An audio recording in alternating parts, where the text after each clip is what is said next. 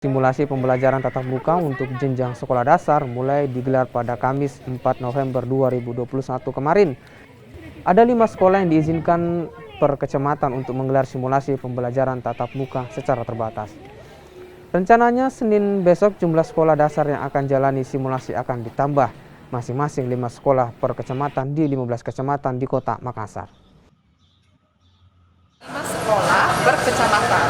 Jadi kalau kita hitung 14 di luar dari Pulau Sangkara, maka ada 5 kali 14 ya. 14 sekolah. Itu yang nantinya kita memulai simulasi. Jadi sifatnya simulasi, tetapi simulasi ini hanya 3 hari saja kita lakukan, dan berikutnya kita lanjutkan lagi, tambah lagi 5 hari Seninnya itu akan ditambah lagi 5 sekolah per kecamatan. Yang 5 per kecamatan ini swasta atau full negeri? Negeri dan swasta. Oh, sudah ada Cuma kalau untuk yang tahap pertama simulasi ini kita mengambil dulu sekolah yang